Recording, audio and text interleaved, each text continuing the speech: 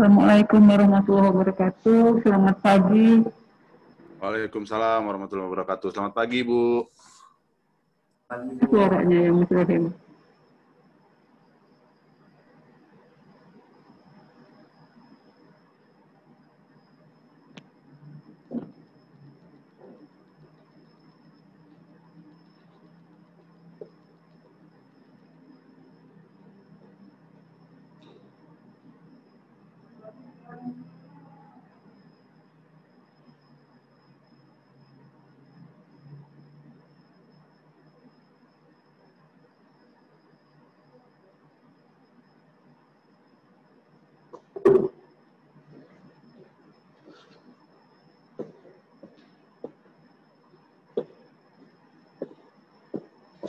Sudah.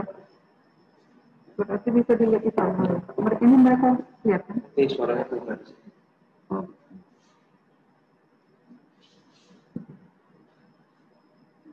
Assalamualaikum. Waalaikumsalam, Ibu.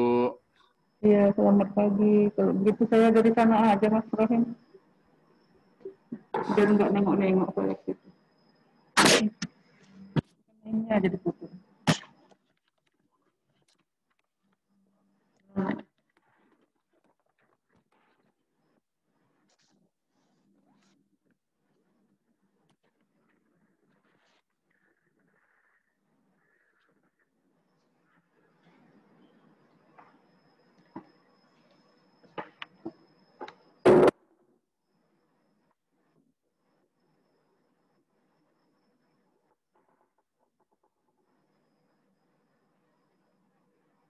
Ya, selamat pagi. Salam sejahtera untuk kita semua. Selamat pagi. Pagi, Bu. Ya, konten semua ya. Jadi, melanjutkan kuliah kita yang lalu, bahwa di dalam penelitian hukum dan ilmu sosial itu terdapat 3 model untuk hukum sosial ya. Yang pertama, modelnya adalah penelitian normatif. Yang kedua, modelnya adalah empirik. Yang ketiga adalah gabungan normatif empirik. Ada satu lagi yang jarang kita, hampir tidak kita gunakan adalah penelitian dengan jenis sosiolegal. Nah, sosiolegal ini penelitiannya agak istimewa karena pendekatannya juga berbeda. Sosiolegal ini umumnya tidak meninggalkan kajian filosofis atau kajian filsafat. Seperti keadilan itu adalah kajian filsafat.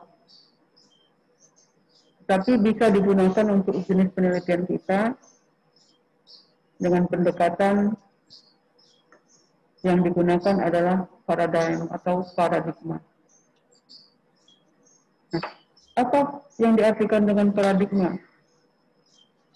Paradigma adalah sudut pandang. Di dalam penelitian sosiologis, paradigma merupakan sebuah proses penelitian yang sudah terukur dengan menggunakan paradigm atau paradigma melalui pendekatan filosofis. Kita melihat dari apa yang saya sampaikan tadi, pendekatannya melalui misalnya mengutamakan keadilan. Bagaimana sebuah hukum itu bermoral. Jadi hukum itu mengandung moral, hukum itu berisi keadilan, itu adalah pendekatan filosofis. Dan umumnya dilakukan pada penelitian dengan jenis sosiolegal. Sosial itu masyarakat, legal itu hukum. Jadi tidak meninggalkan law in action dan law in book, itu jadi satu kesatuan. Nah, ini pengantarnya dulu. Guba ini dan Lincoln dalam bukunya Social Research ini tahun 1994 mengemukakan ada 4 pendekatan dengan aliran-aliran di dalam penulisan sociological research. Ada 4 aliran nanti di bawah saya sampaikan. Dan ini tidak boleh ditinggalkan karena kita pendekatannya sosiologal. Dalam sosiologal unsurnya harus ada pendekatan filsafat. Apa yang kita inginkan? Membangun hukum yang bermoral, membangun hukum yang berkeadilan, membangun hukum yang membangun hukum dengan menjadikan hukum sebagai panglima. Itu ada di penelitian dengan tipe sosiologal. Analisisnya tidak boleh ditinggalkan adalah hermeneutik. Hermeneutik adalah sebuah penafsiran dengan pemahaman yang terstehen, yang mendalam, dengan melihat hakikat yang ada di masyarakat, melihat juga peraturannya, apakah ada matching, apakah ada disparitas. Ini penting dalam penelitian sosiologal. Nah, Guba mengemukakan sosiologal itu bisa dibuatkan permasalahan seperti yang sudah saya sampaikan di kuliah pertama dulu. Guba memberikan metode, memberikan teknis, membuat pertanyaan pada sociological research dengan menyampaikan 3 pertanyaan penting dari judul besar yang sudah ada. Ini saya ulang lagi. Dengan menambahkan kata tanya how, dengan menambahkan kata tanya why, dan menambahkan kata tanya what pada judul besar kita. Ini di bukunya Lincoln dan Guba. Silakan dilihat, ini yang tahun 94. Nah, pendekatan filosofis yang dikemukakan oleh Guba ini yang harus ada dalam penelitian sociological research adalah pada tabel yang ada di atas ini adalah ontologis, epistemologis, dan satu lagi ini yang tahun 94, karena di tahun sebelumnya Guba ini ada 4 alasan filsafat yang harus muncul dalam sosiologal. Nah, ini ontologis, epistemologis, dan metodologis. Di sebelah kanan itu ada positif, post-positif, kritikal, dan konstruktif. Ini adalah aliran, yang sebelah kanan adalah aliran di dalam kita menulis riset dengan tipe sociological research. Jadi itu ada aliran positivis, ada aliran post-positifis, ada aliran kritikal, dan aliran konstruktif. Ini keempat aliran ini dibutuhkan bagi kita yang mau melakukan penelitian dengan tipe sosiologal. Apa yang diartikan positivis ada di slide terakhir, nanti saya tampilkan.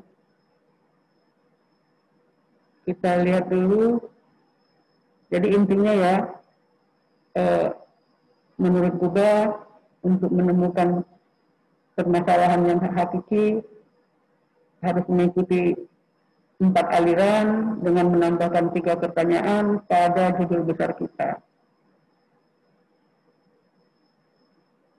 Sebetulnya menarik penelitian sosiologal dan lebih mudah sebetulnya daripada kita penelitian normatif.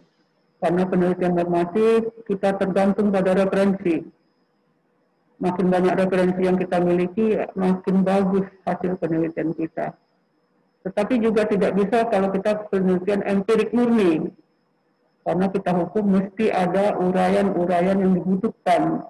Oleh karena itu normatif empirik juga digunakan. Nah, yang terakhir saya mengelompokkannya menjadi penelitian sosiologal dengan pendekatan-pendekatan khusus dengan memasukkan unsur-unsur filsafat yang tidak boleh kita tinggalkan. Itu kalau social legal research. Kita lihat ini paradigma konstruktivisme. Hukum dilihat sebagai kesepakatan baik tertulis maupun tidak tertulis. Ya, ini pengertian paradigma dengan aliran konstruktivis ya. Ada lagi aliran yang 3 di atasnya, silahkan Anda cari di internet banyak ya. Nah, ini yang kedua ini, paradigma merupakan suatu sistem filosofis utama, induk atau meliputi. Ya, ini tadi ya, di slide pertama tadi. Ontologi, epistemologi, dan metodologi yang tidak dapat begitu saja dipertukarkan. Jadi ini harus runut kalau kita menggunakan social legal research. Ontologinya apa, epistemologinya apa, metodologinya apa. Nggak bisa ditukar-tukar ya, kalau social legal research. Berikutnya kita lihat ini ontologi, yaitu pemahaman bentuk, sifat, ciri, realitas majemuk, dan beragam bersifat relativisme. Ontologi penelitian mengasumsikan hukum sebagai alat untuk mewujudkan kepentingan hukum, bahkan dapat dikatakan hukum adalah kepentingan itu sendiri. Ya, ini bicara tentang ciri-ciri realitas majemuk di masyarakat, beragam, dan bersifat relatif. Kemudian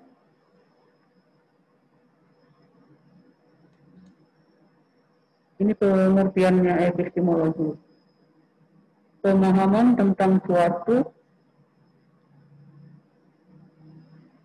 realitas temuan, suatu penelitian yang merupakan produk atau ini tertutup ya.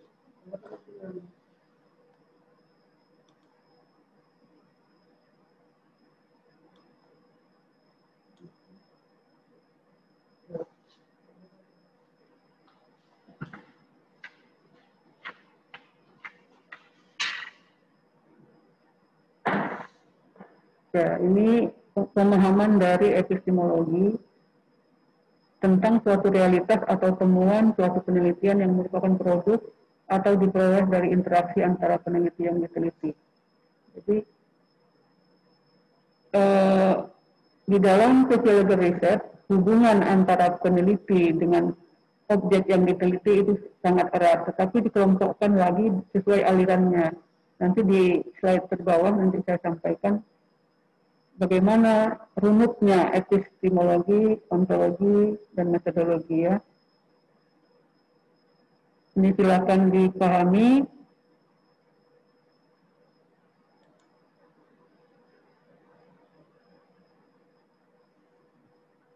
Jelek benar.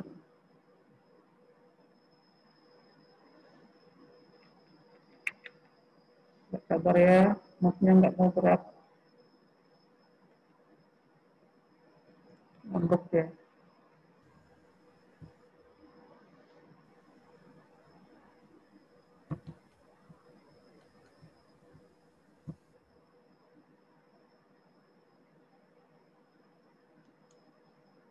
Ya, ini uraiannya. Kemudian kita lihat yang ini. Ya, di dalam sosial legal ada aliran lagi ya, aliran simbolik dan aliran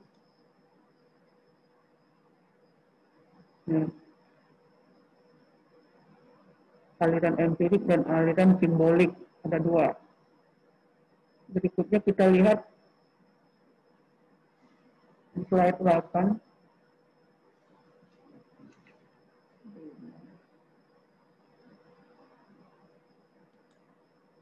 Waduh.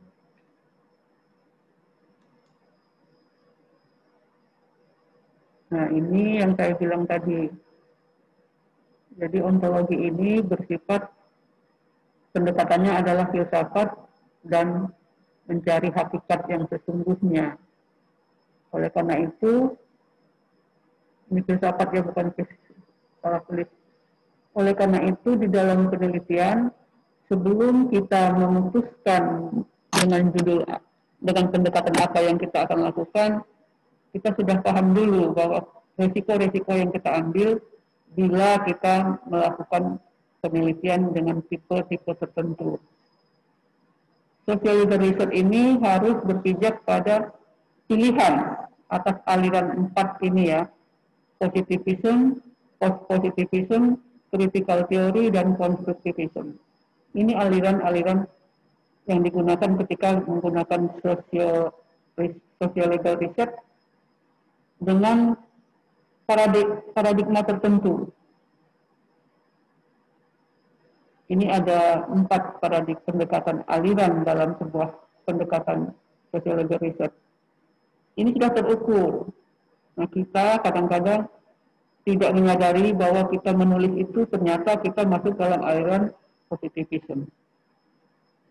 Kita kadang-kadang tidak menyadari bahwa kita melakukan penelitian, oh ternyata penelitian saya ini positivisme toh. Apa yang disebut dengan positivisme? Sebuah aliran yang mengutamakan bahwa hukum adalah undang-undang, hukum adalah penguasa. Dia tidak keluar dari itu. Mengkaji hukum sebagai undang-undang. Jadi hukum itu dipandang oleh penganut aliran positivisme adalah undang-undang, adalah penguasa. Tidak keluar dari itu. Ini aliran positivisme. Dia objektif. Jadi dia mudah dipahami. Realisme naifnya itu dia eksternal, objektif, real, dan dapat dipahami. Jadi ketika kita menulis bahwa kita fokus pada pasal 83 misalnya Undang-Undang Perlindungan Anak, atau pada pasal 81 Undang-Undang Perlindungan Anak, kita fokus mengkaji itu. Ini aliran positivisme. Jadi dia jelas, terang, mudah dipahami bahwa kita ingin melihat sanksi kebiri misalnya pada keluarga dekat yang melakukan ruga paksa. Nah, ini masuk dalam aliran positivisme. Sering kita lakukan, tetapi kita tidak menyadari bahwa kita telah melakukan pendekatan dengan aliran positivisme. Ketika kita S1 mungkin kita melakukan itu. Misalnya bicara tentang perbandingan hukum pidana terhadap sanksi begal misalnya. Ini jelas positivisme karena dia tidak keluar dari peraturan. Tetapi ketika kita mengambil judul reformasi sistem hukum, maka kita akan bicara dengan social legal research. Risikonya apa ketika kita bicara social legal research dengan memilih rekonstruksi, yaitu bahwa kita ada di aliran konstruktivisme. Konstruktivisme ini dalam pengertian yang luas, yaitu aliran yang ingin membangun kembali sebuah hukum, sebuah peraturan. Mungkin karena ada ketidakpuasan dari kita sebagai peneliti terhadap sebuah peraturan yang nyata-nyata misalnya melahirkan disparitas pidana yang cukup tajam. Nah, ini yang kadang-kadang kita tidak menyadari bahwa kita melakukan sebuah konstruktivisme. berada di dalam aliran konstruktivisme yang ingin membangun kembali, apakah itu konstruksi mental ataukah membangun kembali sebuah peraturan. Dia aliran konstruktivisme lebih majemuk. Dia ada di realisme, ada di positivisme, ada di post-positivis, dan juga ada di critical theory, sehingga dia memilih tema membangun kembali dengan aliran konstruktivisme. Ya, ini uraian dari pendekatan penelitian yang menggunakan filsafat sebagai landasan penulisan. Ya, kalau bicara filsafat, tentu saja di dalamnya ada moral, di dalamnya ada keadilan, ada apa lagi misalnya? Filsafat itu. Idealnya apa sebuah peraturan, nilai yang dituju apa. Ketika kita menentukan pilihan-pilihan dengan aliran ini, kita harus memahami bahwa ini sudah terukur. Nanti di slide berikutnya ketemu kita ketika Bapak Ibu memahami aliran-aliran ini dulu. Misalnya tentang penulisan tentang rekonstruksi, atau rekonstruksi itu berarti membangun kembali peraturan tentang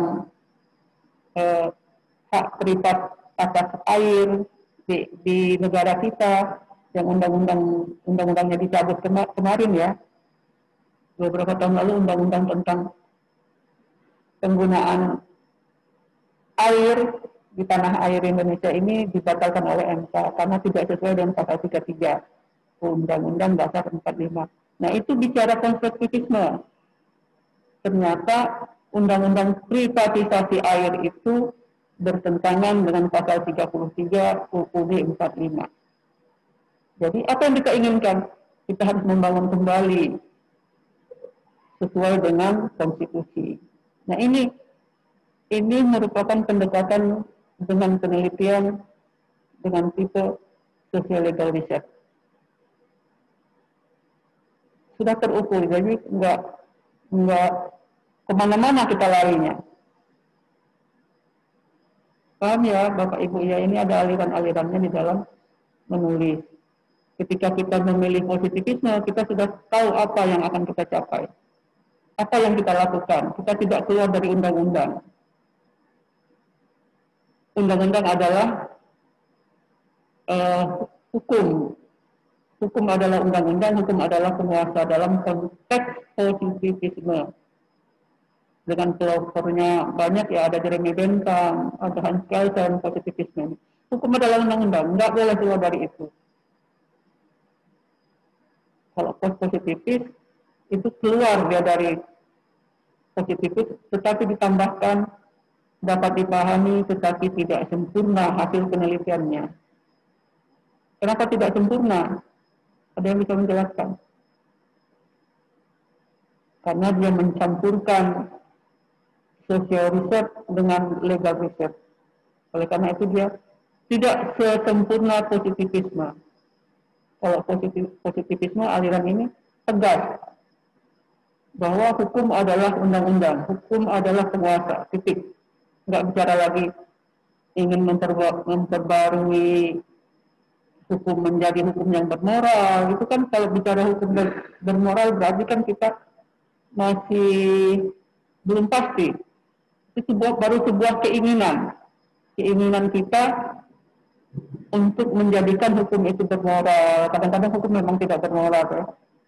Untuk menjadikan keadilan sebagai basis putusan hakim misalnya. Keadilan yang seperti apa? Ada keadilan substansif, ada keadilan prosedural, ada keadilan apa lagi? Ya, kita belajar ya itu ya. Jadi post-positivisme diperlukan ketika ada unsur filosofis yang secara tajam masuk dalam penelitian kita. Ya, ini kritikal, kita isinya mengkritik. Tapi apa yang kita inginkan? Namanya juga kritikal ya, pastilah mengkritik. Bagaimana caranya mengkritik itu? Kita misalnya membangun kembali bahwa teori Darwin misalnya, teori Darwin itu tidak sesuai. Kita mengkritiknya. Alasan kita mengkritik apa? Oh, karena pandangannya dari sudut religi ini salah, dari sudut sosial ini juga tidak masuk akal bahwa manusia berasal dari monyet, kan gitu. Walaupun ada yang mirip juga, kita mirip dengan kita, mirip dengan saya misalnya, itu tidak bisa dipungkiri. Ya, nah itu kritikal. Kita mengkritik, tetapi kita juga memberikan jalan keluar. Kita tidak cuma semata-mata mengkritik. Kalau mengkritik saja tidak ada jalan keluar, bukan penelitian ya. Jadi kita, misalnya dengan kritikal kita ingin membangun hukum itu sesuai dengan teori monet misalnya, atau sesuai teori teori si apa namanya Lawrence Friedman yang membangun kembali sistem hukum ya. Nah ini pendekatannya dengan ontologi. Kita tinggalkan, kita masuk ke sini. Nah ini yang kedua, masih dalam aliran positivisme, post-positif dan critical constructivism. Jadi ini sudah terukur. Ini pengkaji, bukan pengkaji ya, maaf salah. Objektivitasnya pengkaji dengan yang dikaji independen. Jadi tidak ada hubungan apapun antara pengkaji itu kita sebagai peneliti, kita sebagai penulis. Tidak ada hubungannya dengan apa yang kita tulis. Sampai di sini kira-kira bisa dipahami enggak? Pengkaji dan yang dikaji dua-duanya independen, tidak ada ikatan emosi, tidak ada ikatan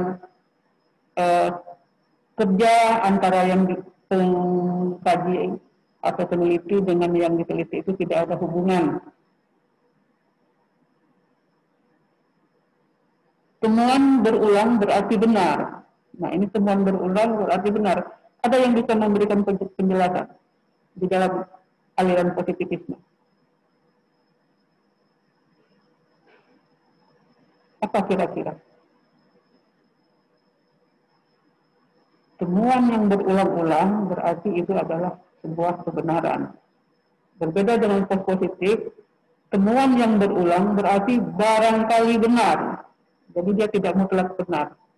Tapi kalau positivis itu mutlak benar. Apa misalnya ada yang bisa memberikan gambaran? Jadi kalau kita memilih positivisme, ini adalah hubungannya. Apa misalnya? Ada yang bisa memberikan contoh?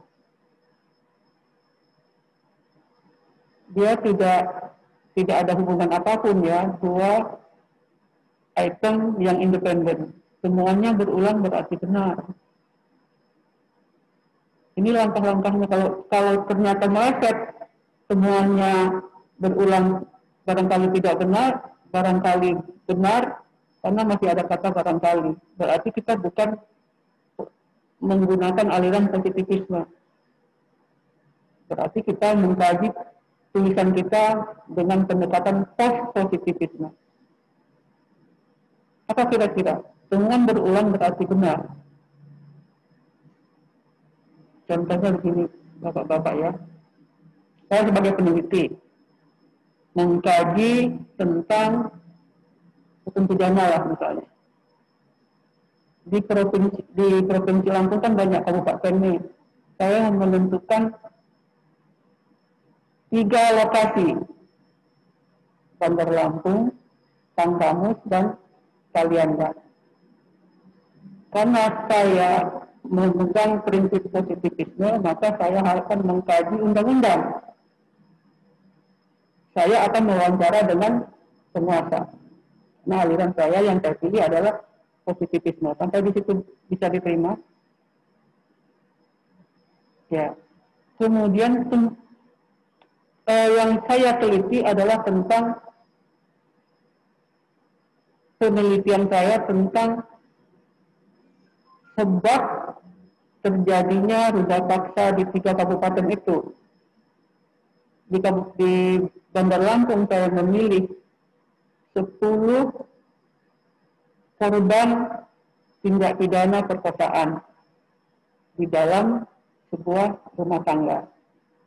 Jadi tindak pidana perkosaan di dalam rumah tangga di Bandar Lampung. Misalnya saya ambil 10 kasus anak yang menjadi korban perkosaan dalam sebuah rumah tangga. Kemudian saya menyimpulkan bahwa perkosaan di dalam sebuah rumah tangga dilakukan oleh orang dekat. Itu prinsip yang saya gunakan. Perkosaan di dalam rumah tangga adalah dilakukan oleh orang terdekat. Artinya di dalam rumah itu ya orang terdekat, atau yang tinggal di dalam satu rumah. Nah, dari 10 kasus saya menemukan bahwa perkosaan yang terjadi di dalam rumah tangga dilakukan oleh orang terdekat. Di dalam rumah itu ya, apakah ayah, apakah saudara kandung, ataukah paman yang tinggal di dalam rumah. Nah, itu hasilnya dari penelitian saya di Bandar Lampung. Itu kesimpulannya. Kemudian saya mendekati penelitian di Kalianda. Udah paksa di dalam rumah tangga ternyata juga dilakukan oleh orang terdekat di dalam rumah tersebut. Sudah 2 ya, berulang nggak Bapak Ibu? Berulang kan? Kemudian yang ketiga saya melakukan penelitian tentang kamus, mengambil dengan jumlah kasus yang sama.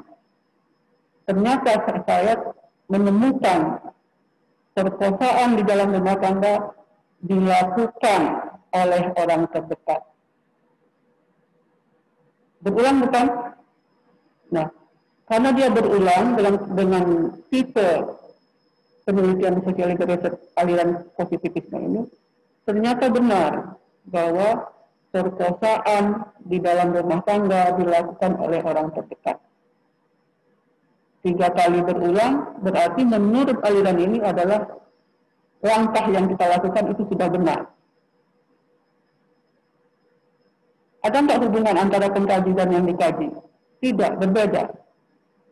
Saya seorang peneliti dan objek itu adalah korban-korban perkosaan di dalam sebuah rumah tangga. Kalau urutan ini sudah benar, berarti penelitian kita sudah selaras dengan aliran positivisme. Jadi undang-undang itu tidak keluar dari kajian kita. Sampai di sini, kira-kira bisa diterima nggak Bapak Ibu? Kita melakukannya ini, saya percaya kita S1 dulu melakukannya ini, tapi kita tidak paham bahwa kita menganut paham positivisme. Ya. Ini dalam penelitian sosiologi riset. Enak sebetulnya sosiologi riset ini kalau saya memilih daripada melakukan penelitian normatif. Pilihan saya lebih enak, atau minimal normatif empiris. Kalau normatif empiris lebih singkat lagi, lebih ringkas lagi. Apalagi dikejar waktu tayang 2 tahun harus lulus ya. Oleh karena itu, post-positifis, critical theory, dan konstruktif, ada 3 pilihan ini, saya kurang menganjurkan Anda untuk melakukan hal ini, karena perlu waktu yang panjang. Apalagi membangun kembali hukum dengan aliran konstruktivisme. Ini perlu perenungan yang luar biasa, perlu waktu yang lama, sebaiknya tidak digunakan ya. Jadi, itu mengenai aliran positivisme. Apakah aliran positivisme ini sudah sempurna? Tentu saja belum. Tugas penelitian sosiologi riset ini akan terus bergulir. Nanti adik kelas saudara bisa melanjutkan lagi dengan tipe-tipe penelitian yang berbeda. Ya, ini sekedar berbagi ilmu pengetahuan ya. Karena Bapak Ibu semua sudah punya pekerjaan sendiri. Tetapi sebagai sebuah ilmu kita wajib tahu ya.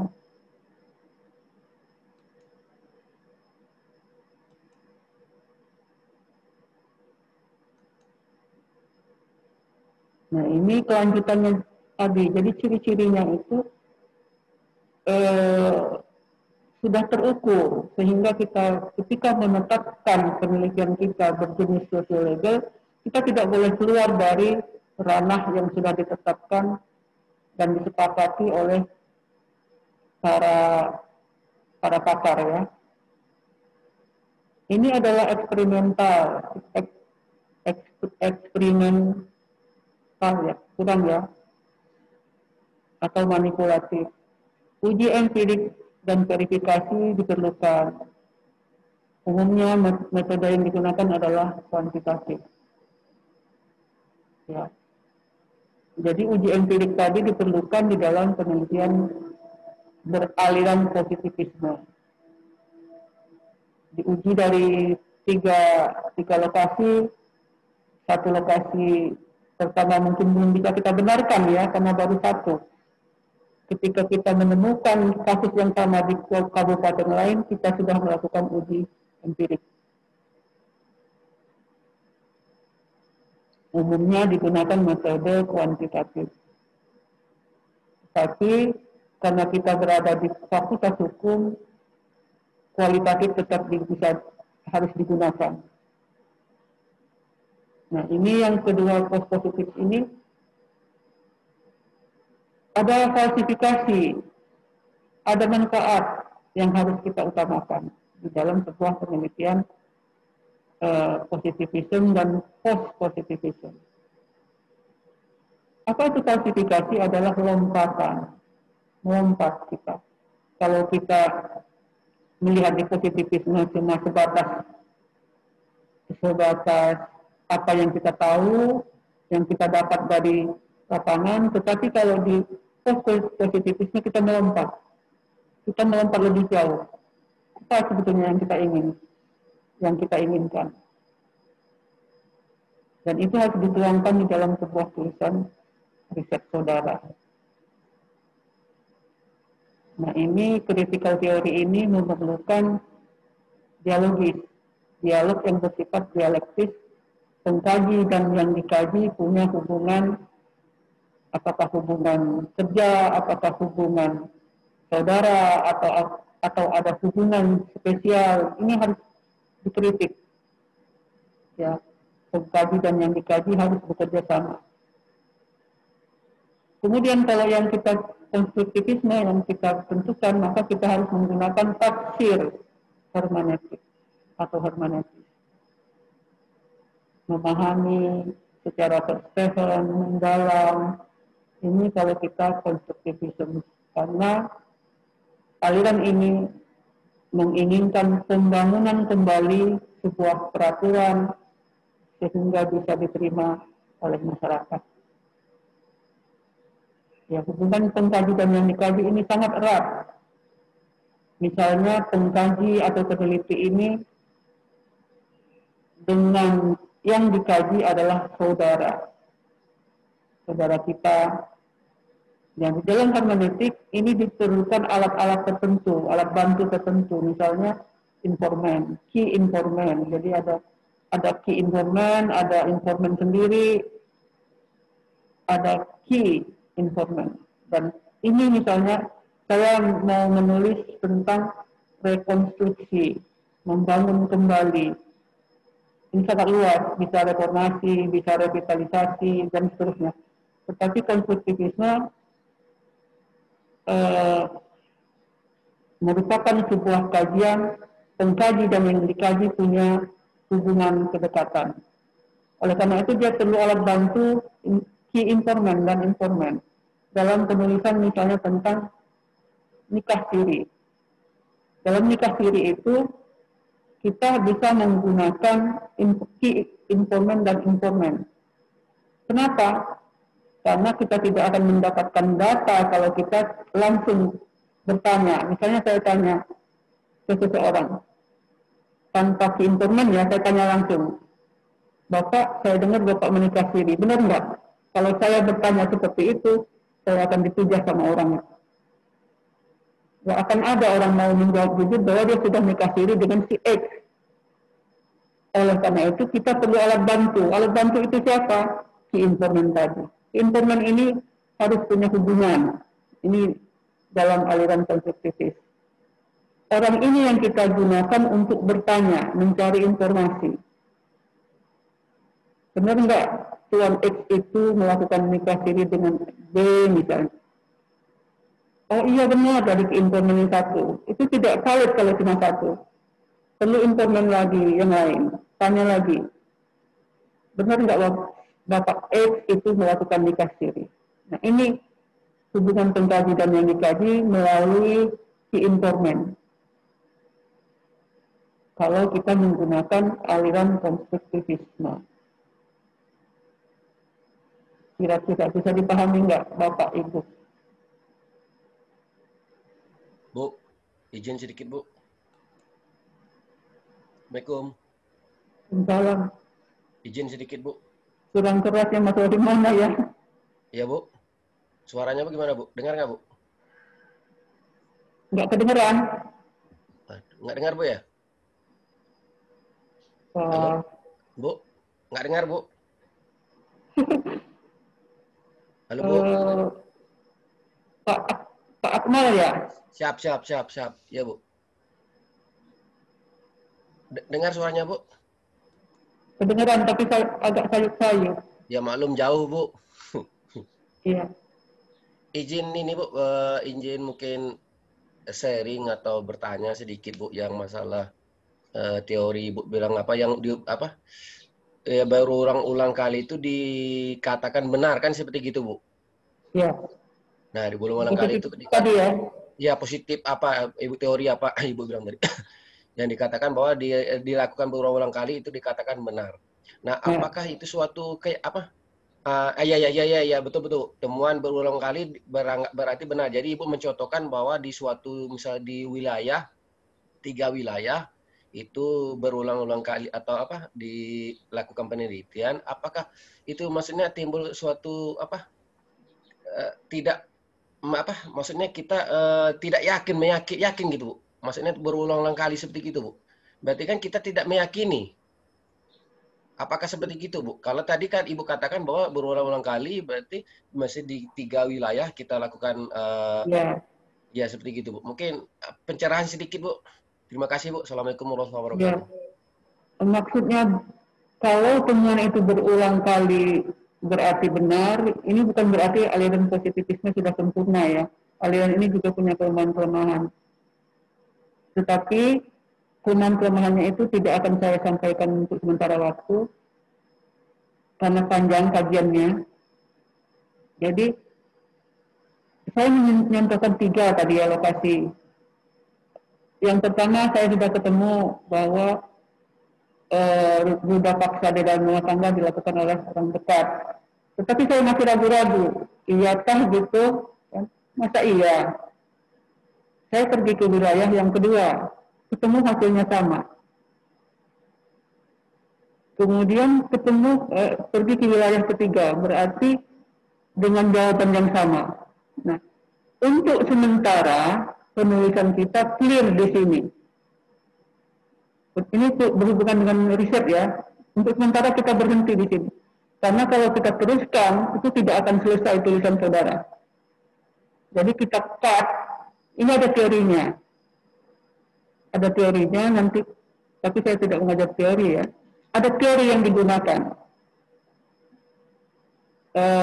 Berputar teori ini seperti bulan. Jadi saya sudah dapat 3, saya hentikan karena yang saya cari, yang saya tuju, yang saya kejar sudah terjawab.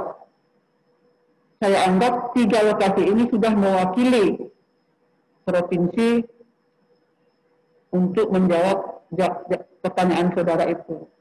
Jadi bukan tidak dia sempurna tidak, tetapi kita harus hentikan karena ini tidak akan selesai sekalipun Anda pergi ke wilayah provinsi yang lain. Sementara Anda dibatasi waktu penulisan sehingga harus di-cut. Dan dosen pembimbing tesis sudah harus menghentikan karena ini sudah dianggap mewakili. Sempurnakah itu? Tidak, belum. Tetapi sebagai peneliti kita harus menghentikannya. Kenapa? Karena itu tidak akan selesai bergulir terus.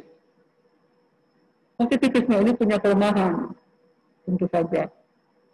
Misalnya begini, sanksi pidana mati. Ketika orang itu sudah diberi sanksi pidana mati, ini positivisme kan? Positivisme.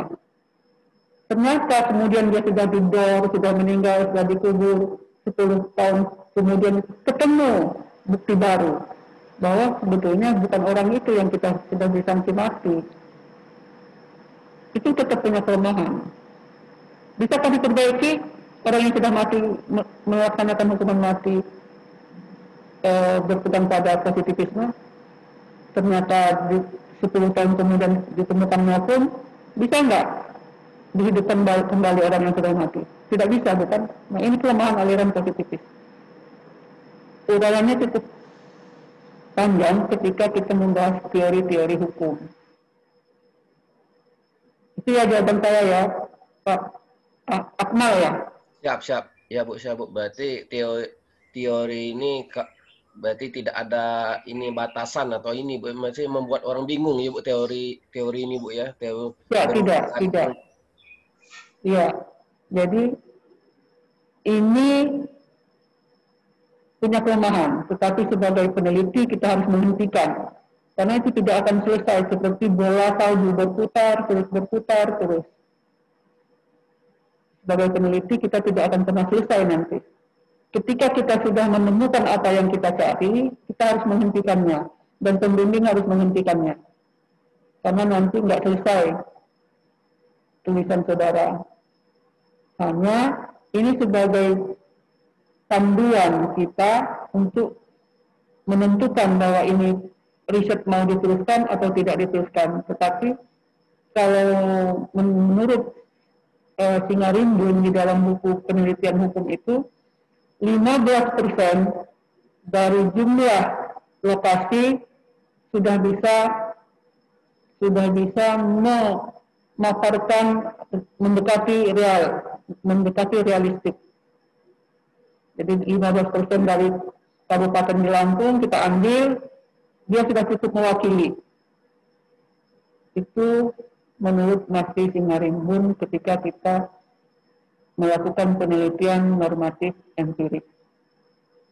Empiriknya 15% ya dari data wilayah. Kalau di Lampung punya 9 kabupaten, kita pilih 3, 90%. Kita pilih 4, kita pilih 5 saja sudah lebih dari mewakili. Ya, ini aliran-alirannya ya. Bisa dipahami ya Pak ya? Cukup Bu, sementara boleh saja ya.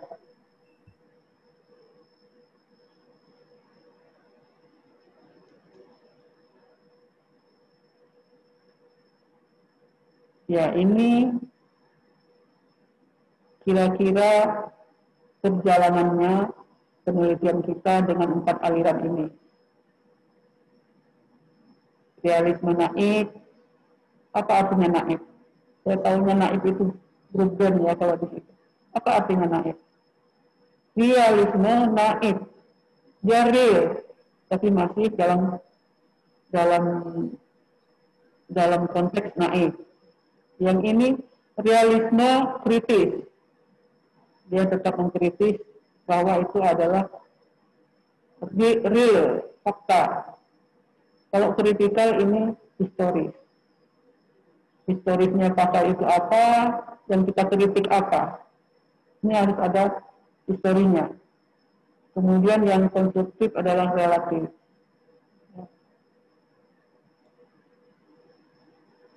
Nah, ini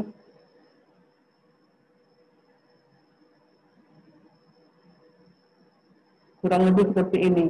Praktek, ilmu, teori, dan filsafat hukum dalam realisasi paradigmatik. Oleh karena itu, aliran-aliran ini, 4 aliran ini berhubungan erat dengan paradigma, dengan paradigma.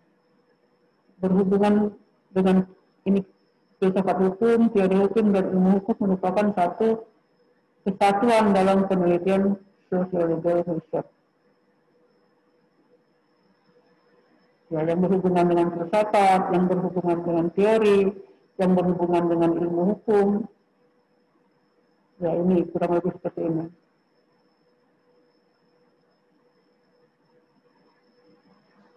Ya. Sebegitu saja dulu dari saya. Bagaimana dengan tugas Bapak Ibu? Sudah di email Bu ke Ibu. Sudah dikirim ya? Saya sudah di email Bu. Iya.